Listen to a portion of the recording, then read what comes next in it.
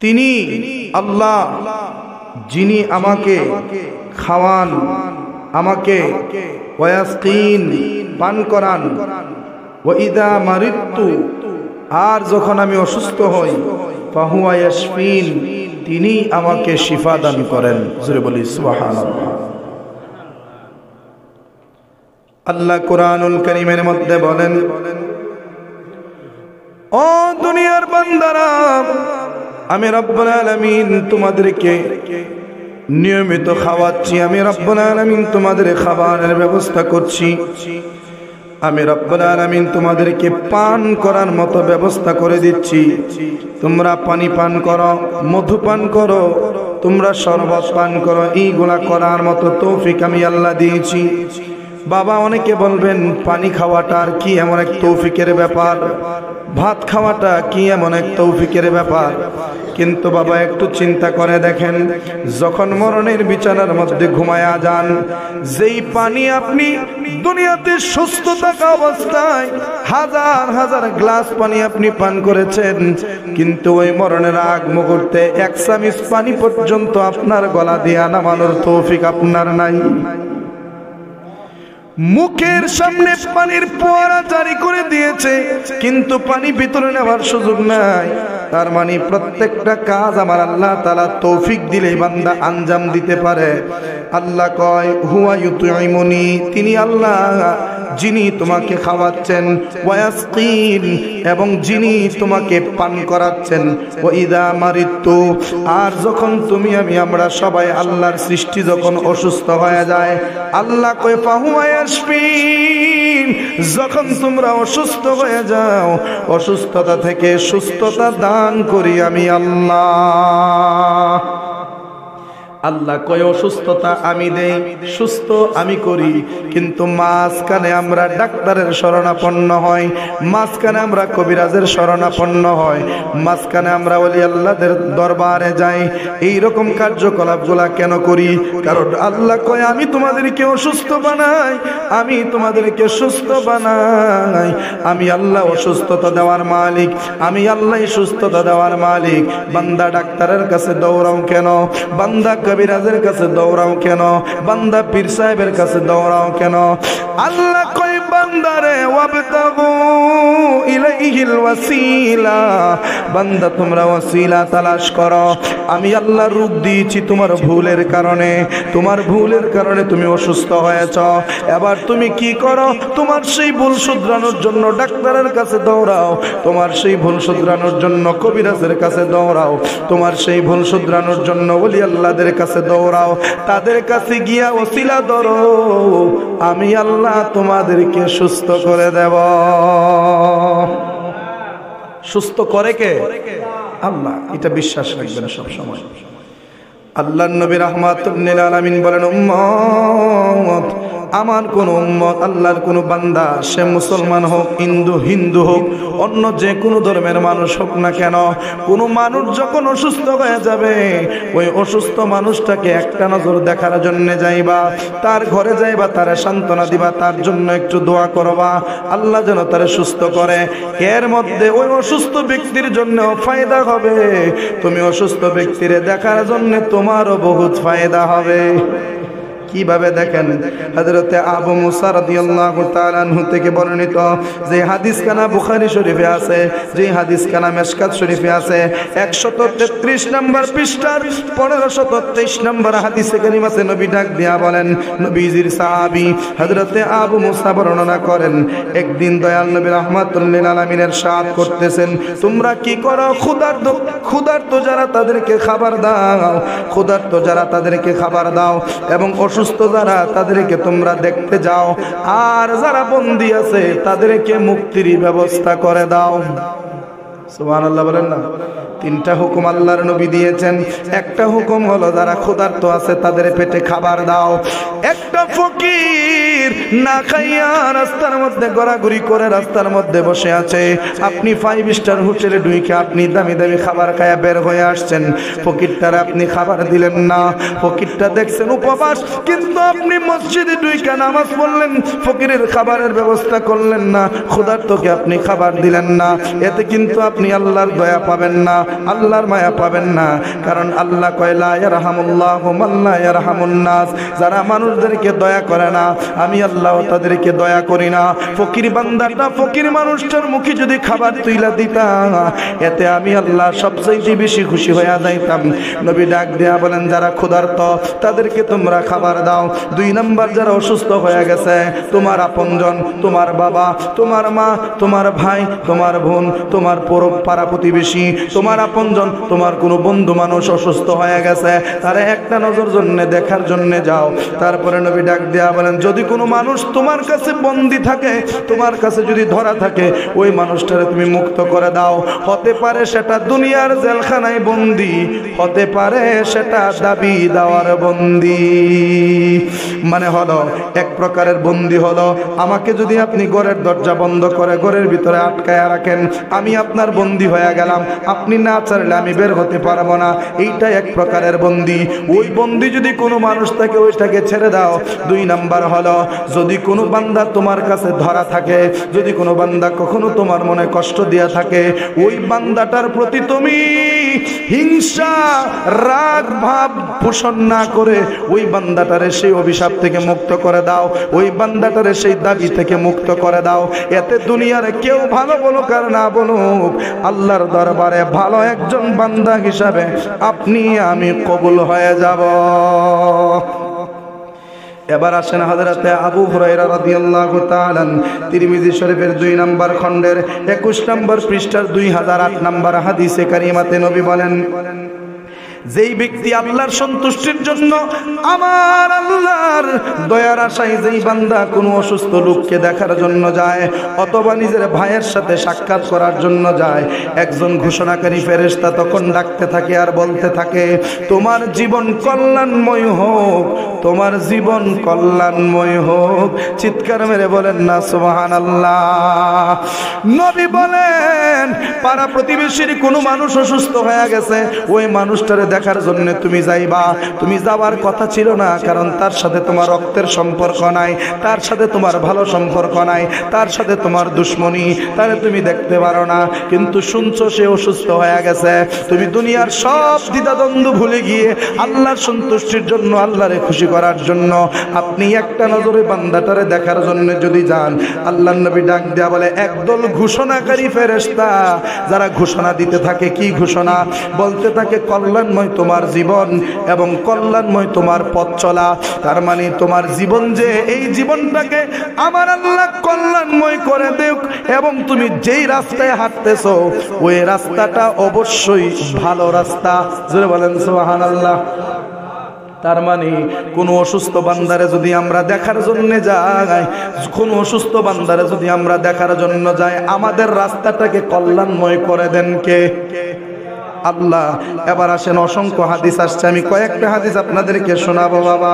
আল্লাহর নবী রাহমাতুল লিল আলামিনের আজাদকৃত গোলাম, যেই গোলামকে আল্লাহর নবী আজাদ করে দিয়েছিলেন, ওই গোলাম আল্লাহর নবীর গোলাম বর্ণনা করতেছেন। দয়াল নবী ইরশাদ করেন, যেই ব্যক্তি কোনো রোগীর সেবা করে সে ফিরে আসা পর্যন্ত জান্নাতের ফল ফলাদি আহরণ করতে থাকে। যদি কোনো বান্দা অসুস্থ হয়ে যায়, সে অসুস্থ মানুষটা যদি নিজের রক্তের কেউ হয়, তাইলে দায়িত্ব তো আরো বাইরা যায়। কথা ঠিক কিনা? রক্তের হইলে তো সাইরে আসার প্রশ্নই আসে না। আর রক্তের যদি না হয়, আত্মার সম্পর্কের কোনো মানুষ যদি অসুস্থ হয়ে যায়, অথবা কোনো পড়শি মানুষ যদি অসুস্থ হয়ে যায়, ওই মানুষটারে দেখার জন্য আপনি গেলেন, গিয়ে ওই মানুষটার মাথার মধ্যে জলপট্টি দিলেন, তারে একটু ফল ফলাদি খাওয়ালেন, তারে একটু ভালো বুড়া খাওয়াইয়া একটু সেবা শুশ্রূষা করলেন। আল্লাহর নবী বলেন, যতক্ষণ পর্যন্ত তুমি ওই রোগী ব্যক্তির পাশে বসে তার সেবা করবা, যতক্ষণ তুমি সেবা করবা, ততক্ষণ জান্নাতের ফল তুমি তোমার পকেটে ঢুকাইবা। আরো জোরে। তার মানে রোগীর সেবা করলে বরকত আছে না নাই? আছে, কিন্তু বাবা রোগীর সেবা করলে, রোগীর জন্য দোয়া করলে রোগীও সুস্থ হয়। রোগীর সুস্থতার জন্য দোয়া করলে আল্লাহ নিজেরও সুস্থ বানায়া দেয়। সুবহানাল্লাহ। আল্লাহর নবী রাহমাতুল লিল আলামিনের প্রিয় সাহাবী জিনার নাম শেরে খুদা মাওলা আলী, ওই আলী কাররামাল্লাহু ওয়াজহাহু ডাক দিয়া বলেন, আল্লাহর নবী রাহমাতুল লিল আলামিনকে আমি বলতে শুনেছি, নবীজি বলেন কোন মুসলমান যদি অন্য কোন মুসলমান রোগীকে সকালবেলা দেখতে যায় তাহলে ৭০,০০০ ফেরেশতা সন্ধ্যা পর্যন্ত তার জন্য দোয়া করতে থাকে। জোরে বলেন না সুবহানাল্লাহ। আর যদি সন্ধ্যাবেলায় কোনো মানুষ কোনো মুসলমানকে, কোনো অসুস্থ মানুষকে দেখার জন্য যায় তাহলে সন্ধ্যা থেকে ফজর পর্যন্ত, মানে ভোর হওয়া পর্যন্ত ফেরেশতারা তার জন্য দোয়া করতে থাকে এবং তার জন্য জান্নাতে আমার আল্লাহ ফলের বাগান তৈরি করে দেয়। শুধু আপনি দেখতে যাবেন তার জন্য, মানে তাকে দেখতে যাবেন, তার জন্য একটু দোয়া করতে যাবেন, এতেই আপনার জন্য তো বরকত। সুবহানাল্লাহ। কিন্তু আমরা তো বাবা জানি না, মনে করি গেলে গেলাম, না গেলে নাই। কিন্তু মুসলমানের উপরে আল্লাহর তরফ থেকে 6টা হক আছে।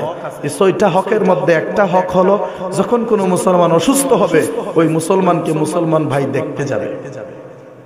এটা হক। এটা যদি আদায় না করেন, আপনি হক আদায় না করার কারণে আল্লাহর কাঠগড়ায় দাঁড়াতে। হযরতে ইমাম হযরতে আনাস ইবনে মালিক রাদিয়াল্লাহু তাআলা, যিনি আমার নবীজির খাদেম ছিলেন, 10 বছর নবীজির ওযুর পানি গরম করছেন, ওই সাহাবী বলেন আল্লাহর নবী রাহমাতুল লিল আলামিন ইরশাদ করেন, যেই ব্যক্তি ভালোভাবে ওযু করে এবং নেকির আশায় কোন মুসলমান ভাইকে দেখতে যায়, কি কইরা? ওযু কইরা, ভালো কইরা ওযু কইরা নেকির আশায় কোন মুসলমান ভাইকে যদি দেখতে যায়, তাকে জাহান্নাম থেকে ৭০ বছর রাস্তা দূরে রাখা হবে। জাহান্নাম পৌঁছাতে আরো ৭০ বছর লাগবে। আমার আল্লাহ কই কোন মুসলমান যদি কোন মুসলমানকে দেখতে যায়, এমনিতেই খোঁজ খবর নেওয়ার জন্য যদি নেকির আশায় ওযু করে, উত্তম ভাবে ওযু করে কোন মুসলমানকে যদি দেখার জন্য যায়, আমার আল্লাহ তারে জাহান্নাম থেকে ৭০ বছর পথ দূরে রাখবেন।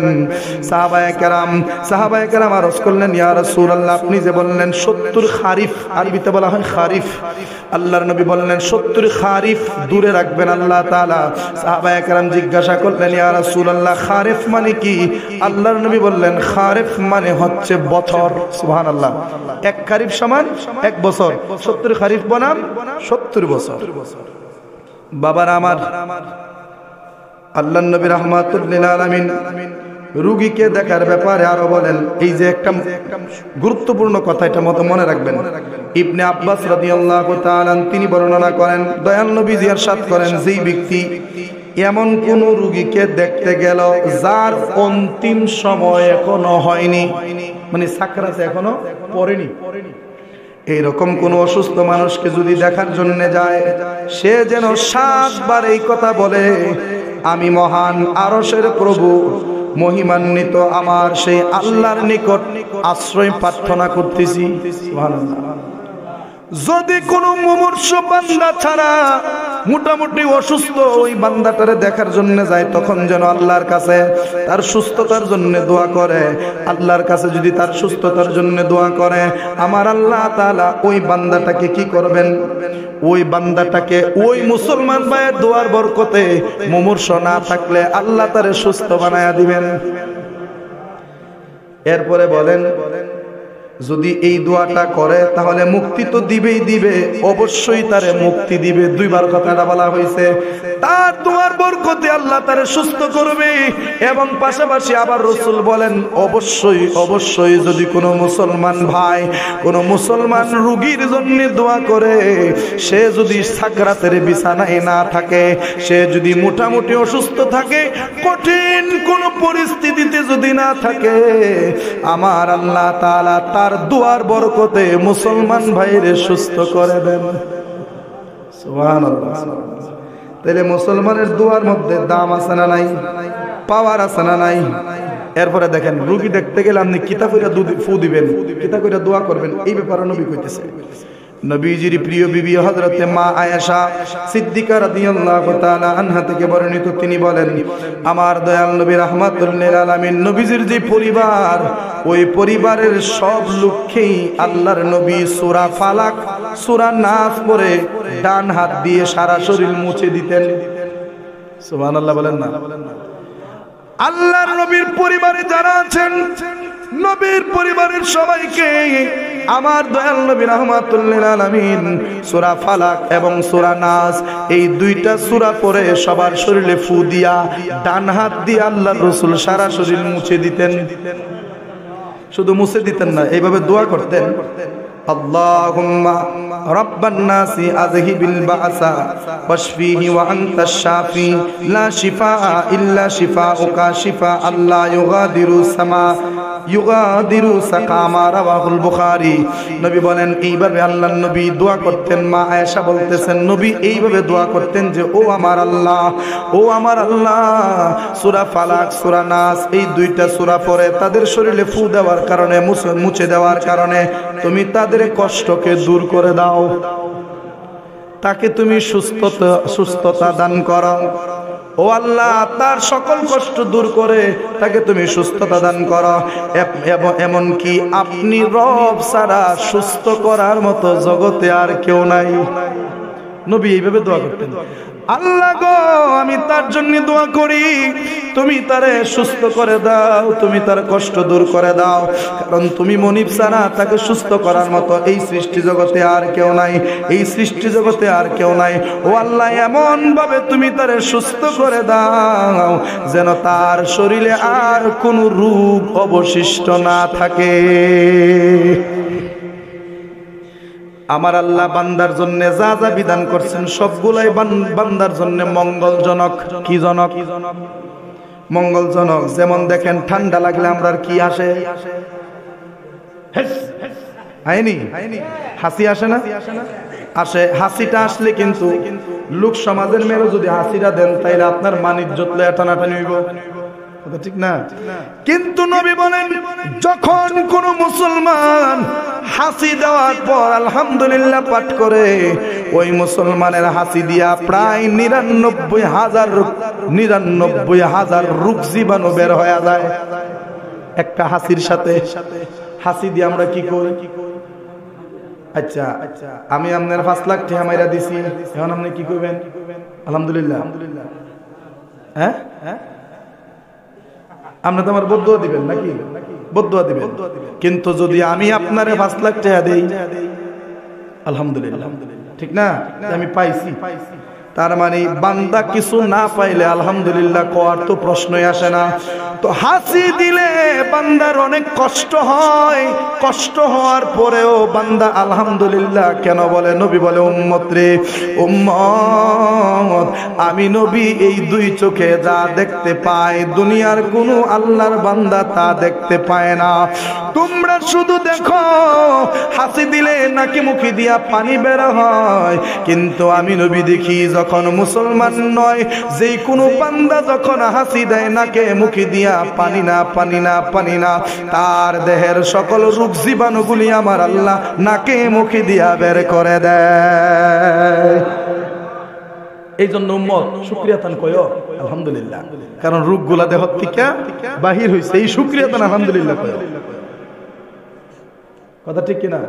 আর আমরার শুকরিয়ার সিস্টেম আপনারা কই, আমরার হাসি এলেই তা কই, বাপ রে বাপ। হ্যাঁ, কথা ঠিক না? হাসি দিয়ে বাপ রে বাপ, বাবার নাকটা ছিঁড়ে যাইতেছে, গলার রক্তি ফেটে যাবে মনে রে। অথচ আলহামদুলিল্লাহ কোয়ার কথা নবী কইছে, উম্মত আলহামদুলিল্লাহ কনা। বাবারা, আমার অসুস্থ রোগীকে দেখার দরকার আছে না নাই? পাড়া প্রতিবেশীর কি দেখবেন? পাড়া প্রতিবেশী অসুস্থ হলে কি দেখবেন? নিজের আপন বাবা, নিজের আপন জন্মদাতা মা, জন্মদাতি মা, যেই মা জন্ম দিছে, যেই বাবা জন্ম দেওয়াইছে, ওই আপন মা বাবা অসুস্থ হইয়া বিছানায় পয়সা কইলা মরে, সন্তান দুর্গন্ধ লাগবে বইলা মা বাবার কাছে আসে না। পড়শির কথা বাদ দিলাম, নিজের রক্ত, যারা জান প্রাণ, যেই মা বাপ তার জান্নাত জাহান্নাম, ওই মা বাপরি দেখতো সানা পুতাইতে আছে না? কারে কি ওয়াজ করবে? মা বাবা অসুস্থ হলে দায়িত্ব বেড়ে যায়। কারণ আমি যখন ছোট ছিলাম, যখন আমার হাত পা নাক মুখ সব ছিল, কিন্তু আমি ইচ্ছে করে নাড়াতে পারি নাই। আমি প্রস্রাব করে দিলে নিজের প্রস্রাব নিজে সামালতে পারি না। বিছানায় প্রস্রাব করে দিছি, বিছানায় পায়খানা করে দিছি। ছোটবেলায় আমার প্রস্রাব পরিষ্কার করার জন্য মা দৌড়াইয়া আইছে, আমার পায়খানা পরিষ্কার করার জন্য বাবা দৌড়াইয়া আইছে। আইসা বিছানা পরিষ্কার করে আবার নতুন কাপড় দিয়ে আমারে হুতাইছে। কথা ঠিক কিনা? যখন বুড়া বয়সে মা বাবার দাড়ি, বাবার দাড়ি যখন পেকে যায়, মা যখন বৃদ্ধা হয়ে যায়, মা বাবা যখন বুড়া হয়ে যায়, যখন তারা গর্বইটা, আমরা একটা ডাহের কথা কয়া তাই গর্বইটা হয়ে গেছে। যখন মা বাবা বুড়া বয়সে গর্বইটা হইয়া ঘরের ভিতরে বিছানার মধ্যে পইরা সময় কাটায়, ওই সময়টা একটা বৃদ্ধ মা বাবার জন্য সন্তানের ছোটবেলার মতো হয়ে যায়। মানে সন্তানটা ছোটবেলায় যেই রকম অন্যের সাহায্য ছাড়া চলতে পারে না, বুড়া বয়সে মা বাবা অচল হয়ে যায়, অন্যের সাহায্য ছাড়া চলতে পারে না। তখন সন্তানের জন্য কর্তব্য হলো, ছোটবেলায় আমার মা বাবা যেই রকম ভাবে নিঃস্বার্থ ভাবে নাকে কাপড় না দিয়া নিজের হাত দিয়া ওই আমার মলমূত্র পরিষ্কার করছে, নিজের হাত দিয়ে আমার সারা শরীর দৌত করে দিছে, নিজের হাত দিয়ে আমার সারা শরীর যেইভাবে আমার মা ছোটবেলায় পরিষ্কার কইরা দিছে, আমার মা বাবা আজকে বৃদ্ধ হয়ে গেছে। একটা সুযোগ আমি পাইছি। কি সুযোগ? আমার মা বাবা যে আমারে এইভাবে ছোটবেলায় দৌত করাইলো, লালন পালন করলো, গোমূত পরিষ্কার করলো, আমি বৃদ্ধ বয়সে আমার মা বাবার গোমূত সাফ করতে চাই। কথা ঠিক কিনা? কারণ যখন আপনি গোমূত, এই পায়খানা প্রস্রাবগুলি পরিষ্কার করবেন, তখন মায়ের হক কিছুটা হলেও আপনি আদায় করতে পারবেন। একটা সুযোগ হয় না। কথা ঠিক কিনা? কিন্তু এখন তো এই সুযোগের কোনো মানে চিন্তা ভাবনাই নাই। কারণ এখন মানুষ হুট করে মারা যায়, স্ট্রোক করে মারা যায়।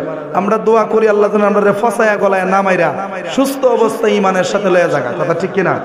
বলি আমিন। আরো জোরে বলি আমিন। বাবার আমার রুগীকে দেখার জন্য যাবেন, এই ব্যাপারে একটা হাদিস আসছে আজকের খুতবাতে। আল্লাহর নবী রাহমাতুল্লিল আলামিনের একজন খাদেম ছিলেন। কি ছিলেন? খাদেম ছিলেন। হযরত আনাস রাদিয়াল্লাহু তাআলা বর্ণনা করেন, বুখারী শরীফের প্রথম খণ্ডের 1340 নম্বর হাদিসে কারিমাতে আল্লাহর নবী রাহমাতুল্লিল আলামিন ওনার সাহাবী হযরত আনাস বর্ণনা করেন, আমার নবীর একজন খাদেম ছিল, যেই খাদেম মুসলমান ছিল না, একটা ইহুদি ছেলে ছিল। কি ছেলে? ইহুদি ছেলে। একটু বোঝার চেষ্টা করেন। নবীজির খাদেম তো শত শত খাদেম ছিলেন, কিন্তু সমস্ত খাদেম মুসলমান ছিলেন না। সমস্ত খাদেমের মধ্যে কিছু কিছু খাদেম ছিলেন বিধর্মী, কিছু খাদেম ছিলেন পৌত্তলিক, কিছু খাদেম ছিলেন খ্রিস্টান, কিছু খাদেম ছিলেন ইহুদি। এর মধ্যে এই ইহুদি বালকটার কথা এই হাদিসের মধ্যে বলা হয়েছে। আল্লাহর নবীজির একজন খাদেম ছিল ইহুদি। এখান থেকে একটা শিক্ষা নেন, আল্লাহর নবী যদি কারো উপরে ধর্ম জোর কইরা চাপায়া দিতেন, তাইলে সবার আগে ওই বালকটারে জোর কইরা মুসলমান বানাইতেন। কথা ঠিক কিনা? কিন্তু নবী কয় না না না, জোর করে মানুষদেরকে ধর্ম শেখানো যায় না, জোর করে মানুষদেরকে ধর্ম শেখানো যায় না। নবী বলেন, বালক রে, তুমি আমার খেদমত করো, যখন তোমার নিজে থেকে ইচ্ছা হবে তখন নিজে থেকে কালেমা পড়ে মুসলমান হয়ে যায়। আর ইচ্ছা যদি না হয় তাহলে কালেমা পড়া দরকার নাই। বাবারা আমার, আল্লাহর নবী রাহমাতুল্লিল আলামিনের ওই খাদেম অসুস্থ হয়ে গেলেন। একদিন গেল, 2 দিন গেল, 3 দিন গেল, 1 সপ্তাহ সময় চলে গেল। ওই খাদেম নবীর দরবারে আসে না। ওই খাদেমটা কি খেদমত করতেন জানেননি? একটাই খেদমত, যেই খেদমতটা হলো আল্লাহর নবী যখন মসজিদে নামাজ পড়ার জন্য ঢুকতেন, আল্লাহর নবীর জুতা মোবারক গুলি বুকের সাথে জড়াইয়া মসজিদের বাহিরে এইভাবে দাঁড়ায়া থাকতেন। আরো জোরে। শুক্রবারে আপনারা সময় পাইন না? কি নজরুল? এছাড়া তো সময় আছে। বাবারা আমার, নবীজি যখন মসজিদে ঢুকতেন আল্লাহর নবীর যেই জুতা মোবারক, ওই জুতা মোবারক গুলি যেই তালা মোবারকের ধুলা লেগে আছে, ওই ধুলাগুলি বুকের সাথে লাগাইয়া এইরকম ভাবে জড়ায়া দইরা ওই বালকটা দাঁড়ায়া থাকতেন। আল্লাহর নবী নামাজ পড়ে যখন বের হইতেন জুতা মোবারক নবীর সামনে আগায়া দিতেন, এই খেদমতটা করতেন। ওই ছেলেটা এক সপ্তাহ ধরে আসে না। আল্লাহর নবী রাহমাতুল্লিল আলামিন সাহাবায়ে কেরামদেরকে জিগাইলেন, সাহাবীরা আমার ওই খাদেমটার কি হলো, সে এক সপ্তাহ ধরে আসে না কেন? আল্লাহর নবীর সাহাবায়ে কেরাম খোঁজ নিয়া আল্লাহর নবী এসে বলতেছে, ইয়া রাসূলুল্লাহ, ইয়া হাবিবাল্লাহ, সে কিভাবে আসবে? আজকে এক সপ্তাহ ধরে সে বিছানার মধ্যে পড়ে আছে, বিছানা থেকে উঠতেই পারে না। নবী গো অসুস্থ হয়ে গেছে। আল্লাহর নবী রাহমাতুল্লিল আলামিন অসুস্থতার খবর শোনার সাথে সাথে সাহাবায়ে কেরামদেরকে বললেন, সাহাবীরা চলো চলো চলো। সাহাবায়ে কেরাম বললেন, ইয়া রাসূলুল্লাহ, কোথায় যাবেন? আমার সেই খাদেমের বাড়িতে তারে দেখতে যাব। সাহাবায়ে কেরাম বললেন, ইয়া রাসূলুল্লাহ, ছেলেটা না ইহুদি, আপনি তাদের বাড়িতে যাবেন যদি কোনো ক্ষতি করে, তার বাবা যদি কোনো ক্ষতি করে, কারণ তার বাবা অর্থ ইহুদি। ও নবী গো, আপনি যাবেন, আপনি বলেন কি? আল্লাহর নবী বলে, ওরে সাহাবীরা শোনো, আমি রাহমাতুল্লিল আলামিনের খেদমত করেছি, আমার খাদেম সে অসুস্থ হয়েছে, এখানে ধর্মটা মূল বিষয় না, মূল বিষয় হচ্ছে খাদেম অসুস্থ হয়ে গেছে, তারে দেখতে যাওয়া। সুবহানাল্লাহ বলেন না? চলো চলো। সাহাবায়ে কেরামদেরকে নিয়ে আল্লাহর নবী চলে গেলেন তার বাড়িতে। উঠানে যাওয়ার পরে ওই ইহুদি ছেলের বাবাটা দৌড়ায় আসছে, আয়েশা বলতেছে, ইয়া রাসূলুল্লাহ, আপনি আসছেন? আল্লাহ নবী বললেন, হ্যাঁ শুনছি তোমার ছেলে নাকি অসুস্থ। জি, আসেন ঘরে আসেন, আমার ছেলেটারে দেখবেন। আল্লাহর নবী কই, আমি আসছি ওই তোমার ছেলেটারে দেখার জন্য। ভিতরে ঢুকলেন, ঢুকার পরে আল্লাহর নবী রাহমাতুল্লিল আলামিনকে বসানোর জন্য একটা আসন আইনা দিলেন, কিন্তু আল্লাহর নবী ওই আসনের মধ্যে না বইসা সরাসরি ওই অসুস্থ ছেলেটার মাথার পাশে গিয়া বসছেন। সুবহানাল্লাহ বলতেন না? ওই ইহুদি ছেলেটার মাথার পাশে যায় বইসা আল্লাহর নবী ওই ইহুদি ছেলেটার কপালের মধ্যে হাত দেওয়ার সাথে সাথে আল্লাহর নবী অস্থির হয়ে গেলেন। আল্লাহর নবী অস্থির হয়ে গেলেন, মানে তাড়াহুড়া শুরু করে দিলেন। ডাক দিয়া বলে, বাবা দেরি কইরো না, দেরি কইরো না, দেরি কইরো না, এই মুহূর্তে তাড়াতাড়ি কালেমাটা পড়ো। জোরে বলেন না সুবহানাল্লাহ। ও খাদেমের, এই মুহূর্তে তাড়াতাড়ি কালেমাটা পড়ো। ওই ইহুদি ছেলেটা একবার নবীজির নূরানি চেহারা মোবারকের দিকে তাকায়, আরেকবার তার নিজের বাবার চেহারার দিকে তাকায়, যে আজকে যে নবী বলতেছে কালেমা পড়বো, আমার বাবা নিয়ে আবার আমারে কিচ্ছু কয়। বারবার বাবার চেহারার দিকে তাকায়, আবার আমার নবীর চেহারা মোবারকের দিকে তাকায়, মানে চোখের ভাষায় বোঝাইয়া দিতে চাইতেছে, আব্বা এখন আমি কি করব? কালেমা গ্রহণ করব নাকি তোমার দ্বীনের উপরে থাকবো? তখন ইহুদি ছেলেটার বাবা ইহুদি ছেলেটারে কাণ্ড দেখা ডাক দেয়া বলে, বাবারে আমার দিকে চাইছ না, আমার দিকে চাইছ না, আজকে রাহমাতুল্লিল আলামিন তোরে যা করতে বলে নবী যেটা করে আজকে সেটাই কর। আরো জোরে, নবী আজকে তোরে যা করতে বলে তাই কর। ওই ইহুদি ছেলেটা সাথে সাথে বলে উঠল, লা ইলাহা ইল্লাল্লাহু মুহাম্মাদুর রাসূলুল্লাহ সাল্লাল্লাহু আলাইহি ওয়াসাল্লাম। চিৎকার মেরে বলেন না সুবহানাল্লাহ। সাথে সাথে ছেলেটা মারা গেছে। ইন্না লিল্লাহি, সাথে সাথে ছেলেটা মারা গেছে। আল্লাহর নবী তার চেহারাটা চাদর দিয়া গুইরা বাহিরে এসে কয় আলহামদুলিল্লাহ, মানে একটা শান্তির নিঃশ্বাস ছাড়লেন। মানে এতক্ষণ নবীর ভিতরে কেমন ধর একটা যন্ত্রণা ছিল, এখন আলহামদুলিল্লাহ নিঃশ্বাসটা এমন ভাবে ছাড়লেন, সাহাবায়ে কেরাম মনে করতেছে না জানি কত বড় তুফান থেকে রাসূল বাঁচাইছে। সাহাবায়ে কেরাম জিগাইলেন, ইয়া রাসূলুল্লাহ ব্যাপার তো বুঝলাম না। গেলেন দেখার জন্য, কালেমা পড়ার জন্য দাওয়াত দিলেন গিয়া ওই, অথচ এতদিন আপনার কাছে ছিল, একদিনও কালেমার কথা কইলেন না। আল্লাহর নবী বলেন, রে সাহাবীরা, আমি নবী এই দুই চোখে যা দেখতে পাই পৃথিবীর কোন মানুষ তা দেখতে পায় না। আমি নবী যখন এই ঘরের মধ্যে ঢুইকা ছেলেটার পাশে বইসা তার কপালের মধ্যে যখন হাত রাখলাম, আমি তাকায়া দেখি আমি আসার আগে আজরাইল আইসা বইসা রয়েছে। নবীর গোলামি যদি 1 মিনিটের জন্য কোনো বান্দা করে, আমার নবী ওই বান্দাটারে কালেমা পড়ার আগ পর্যন্ত তার রূহু আজরাইলে কবজ করবে না।